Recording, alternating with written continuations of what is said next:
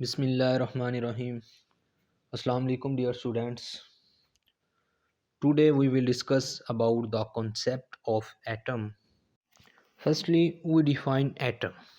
Atom is the smallest particle of an element which can take part in a chemical reaction.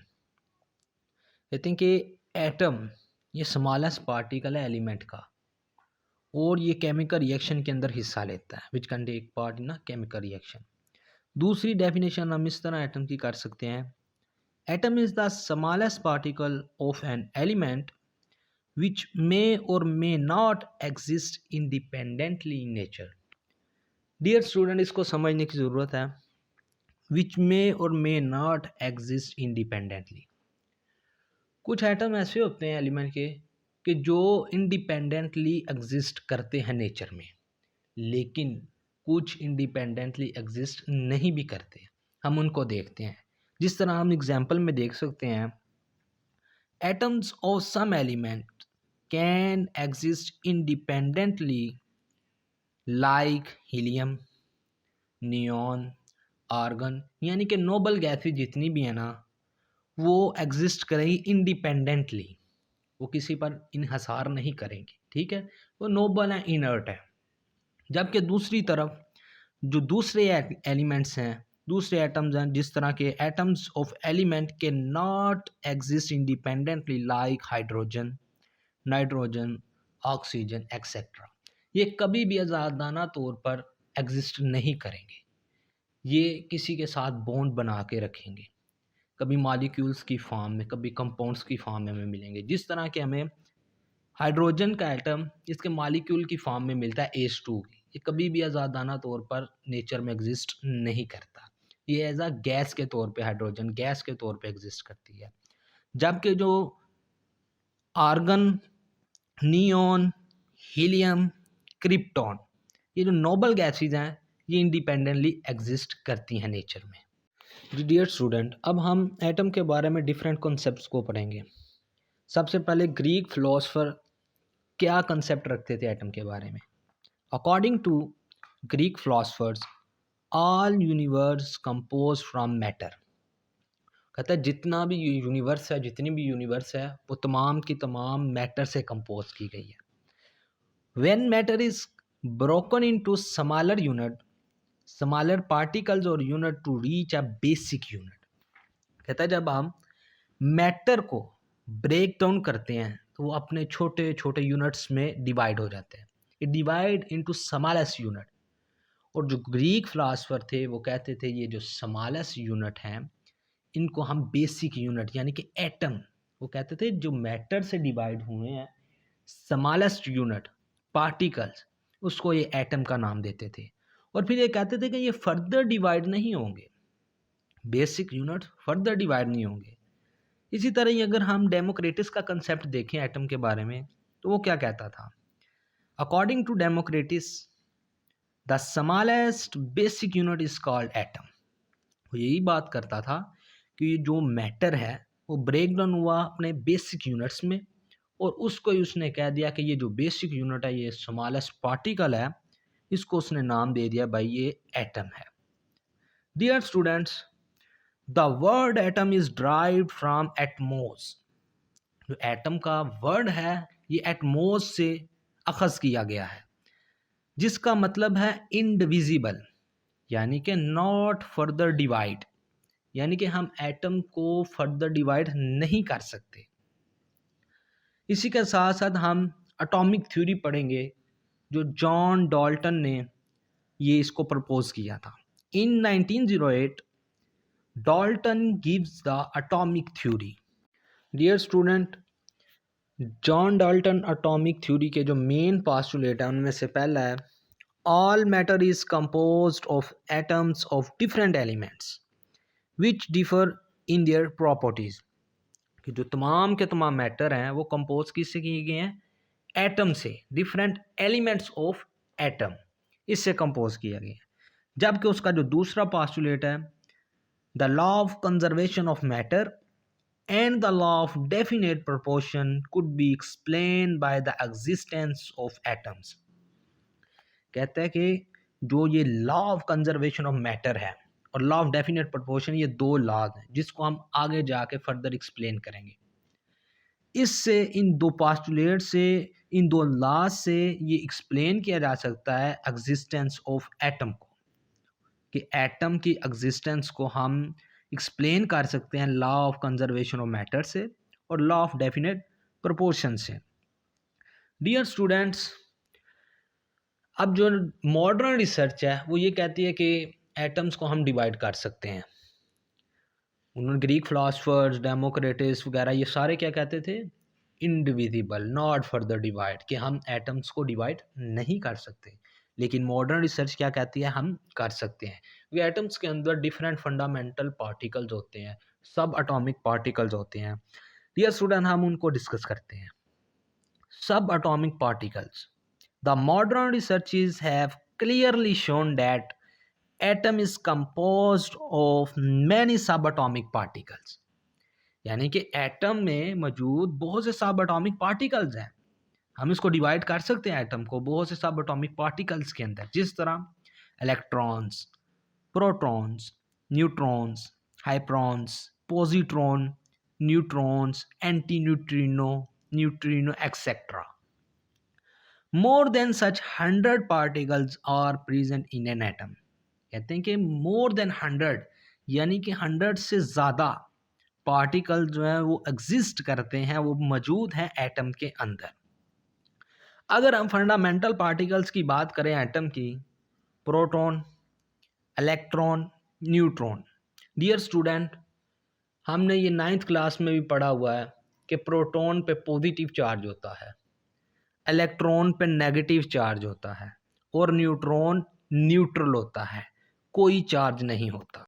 My dear student, हम clearly इस picture के अंदर देख सकते हैं कि जो न्यूक्लियस के अंदर है वो प्रोटॉन्स जिन पे पॉजिटिव चार्ज है ग्रीन कलर के, और न्यूट्रॉन रेड कलर के जो न्यूट्रल हैं, इन पर कोई चार्ज नहीं। और न्यूक्लियस के इर्द गिर्द जो ब्लू कलर के हैं जिन पर नेगेटिव चार्ज है वो इलेक्ट्रॉन है।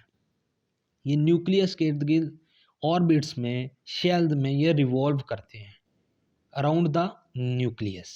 न्यूक्लियस के अंदर प्रोटॉन और न्यूट्रॉन है, प्रोटॉन पे पॉजिटिव चार्ज, न्यूट्रॉन न्यूट्रल, कोई चार्ज नहीं, और इलेक्ट्रॉन पे नेगेटिव चार्ज। डियर स्टूडेंट, अब हम डिस्कस करते हैं एटॉमिक नंबर और मास नंबर को।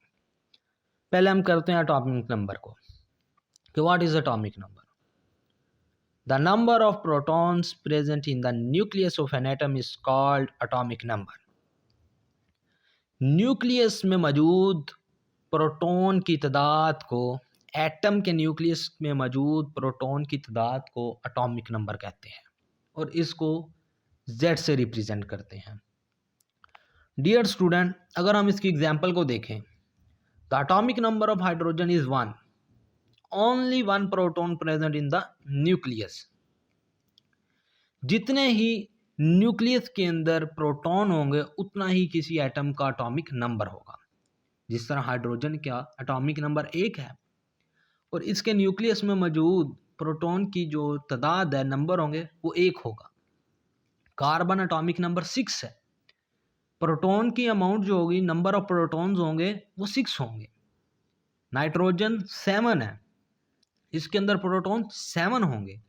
यानी कि हमें एटॉमिक नंबर से ये पता चलता है कि जितना किसी एटम का एटॉमिक नंबर है उसके अंदर उतने ही नंबर ऑफ प्रोटॉन्स हैं। Next one is mass number. The number of protons and neutrons present in the nucleus of an atom is called mass number. Dear student, mass number के अंदर number of proton plus number of neutrons, nucleus के अंदर जितने proton के number हैं, जितनी proton की तादाद है और जितनी न्यूट्रॉन की तादाद है, इसको कहते हैं मास नंबर। अच्छा, इसको रिप्रेजेंट किया जाता है ए से। डियर स्टूडेंट, आप फार्मूला देख रहे हैं इसका, A is equal Z plus N. A represent कर रहा है मास नंबर को, जेड रिप्रेजेंट कर रहा है एटॉमिक नंबर को, और N number of neutron present in the nucleus. कि न्यूक्लियस में मौजूद कितने न्यूट्रॉन हैं। अब हम इसकी एग्जाम्पल की तरफ आते हैं। Carbon has atomic number 6, carbon का एटॉमिक नंबर 6 है, एंड मैस नंबर 6, और इसका मैस नंबर 12, इसका मैस नंबर 12 है। इसके अंदर अमाउंट ऑफ प्रोटॉन और अमाउंट ऑफ न्यूट्रॉन न्यूक्लियस के अंदर कितनी है? 6 protons and 6 neutrons present in its nucleus. Dear student, carbon का एटॉमिक नंबर 6 है, मैस नंबर 12 है। इसके अंदर 6 ही प्रोटॉन हैं और 6 ही न्यूट्रॉन्स हैं। इसी तरह अगर हम बात कर लें नाइट्रोजन की, एटॉमिक नंबर 7 है उसका, मैस नंबर 14 है उसका, 7 प्रोटॉन हैं और 7 ही उसके अंदर न्यूट्रॉन्स हैं। ये न्यूट्रॉन्स की अमाउंट एटम के न्यूक्लियस में डिफरेंट हो सकती है, वेरी कर सकती है, प्रोटॉन से ज़्यादा हो सकती है, जिस तरह पोटाशियम के केस में हो गया, सोडियम के केस में हो गया, ठीक है, ये डिफर कर सकती है। हमारे पास ये ऊपर जो फार्मूला है A=G+N, ए हमें बताता है मैस नंबर के बारे में। यहाँ से हम मैस नंबर फाइंड कर सकते हैं। अगर हमें एटॉमिक नंबर किसी एटम का और हमें यह पता है कि उसके न्यूक्लियस में कितने न्यूट्रॉन्स हैं, या हमें वो डाटा की फॉर्म में दिया है, तो वहाँ से हम उसका मैस नंबर फाइंड आउट कर सकते हैं। जी डियर स्टूडेंट, अगर हमें किसी एटम का मैस नंबर पता है, उसका एटॉमिक नंबर पता है, तो हम नंबर ऑफ़ न्यूट्रॉन्स मालूम कर सकते हैं, हम नंबर ऑफ़ न्यूट्रॉन्स को फाइंड कर सकते हैं। ये आपको फार्मूला नज़र आ रहा है, number of neutrons is equal A-Z। A mass number है और Z एटॉमिक नंबर है। डियर स्टूडेंट, अगर हम जे बर्जीलियस के वर्क की बात करें कि जे बर्जीलियस ने कौन कौन सी परफॉर्मेंस केमिस्ट्री के अंदर दी, तो हम दो उसकी मेन परफॉर्मेंस हमें नज़र आती हैं। सबसे पहले J Berzelius give the symbol of different elements. J Berzelius ने एलिमेंट्स के सिंबल ये मुतारफ़ करवाए, ये इंट्रोड्यूस करवाए, जिस तरह H for hydrogen, C for carbon, N for nitrogen वगैरह। दूसरी परफॉर्मेंस जो इसकी एटम्स के हवाले से थी वो ये थी कि इसने मैस नंबर को, यानी कि एटॉमिक मैसेज को डिटरमाइन किया था। जो जे बर्जीलियस ने एटॉमिक मैसेज को डिटरमाइन किया था, जो उसकी वैल्यूज थी ना, जे बर्जीलियस की एटॉमिक मैसेज की वैल्यू, वो मॉडर्न एटॉमिक मैसेज के बहुत ही क्लोज थी। J Berzelius determine the atomic masses of different elements which are very close to the modern values of atomic masses, बहुत ही क्लोज थी मॉडर्न वैल्यूज के। जिस तरह एग्जांपल में हम दे सकते हैं क्लोरीन की, जे बर्जीलियस ने जो उस वक्त डिटरमाइन की थी 35.45 है, जबकि मॉडर्न वैल्यू इसकी 35.41 है, बहुत ही क्लोज है। दो मेन इसकी जो परफॉर्मेंस थी एटम्स के हवाले से कि इसने सिंबल उनके दिए थे एलिमेंट्स के, दूसरी के इसने एटॉमिक मैसेज उनके दिए थे। डियर स्टूडेंट, एक क्वेश्चन है, शॉर्ट क्वेश्चन, बहुत important. Why we use electron microscope to see an atom instead light microscope, कि हम एटम को देखने के लिए इलेक्ट्रॉन माइक्रोस्कोप क्यों यूज़ करते हैं, लाइट माइक्रोस्कोप क्यों नहीं यूज़ करते। डियर स्टूडेंट, लाइट माइक्रोस्कोप जो है, ऑर्डिनरी माइक्रोस्कोप जो है, उसकी जो वेवलेंथ है वो अबव 500 नैनोमीटर है, जबकि जो एटम का साइज़ है बहुत ही स्मॉल है, वो आम आंख से हम नहीं देख सकते। इलेक्ट्रॉन माइक्रोस्कोप से हम उसको देख सकते हैं। इसका आंसर है ये है, because the wavelength of light और ordinary microscope is above from 500 nanometre. The beams of electrons are used in the electron microscope and wavelength of beam of electrons are much shorter. So we can use electron microscope to see an atom. Atom का size एक small है, इसलिए इसकी जो wavelength है वो भी बहुत ही छोटी है इलेक्ट्रॉन माइक्रोस्कोप की, इसलिए हम इसको यूज़ करते हैं एटम को देखने के लिए। यहाँ डिस्कस किया हुआ है हमने कि साइज़ एटम का कितना है, 0.2 नैनोमीटर। अगर ऑन्स्टन की बात करें तो 2 ऑन्स्टन। अगर इसको मैं मीटर में वैसे ही कन्वर्ट करूं तो 2 × 10⁻10 मीटर। -10 जो है 10⁻10 ये 1 ऑन्स्टन के बराबर होता है।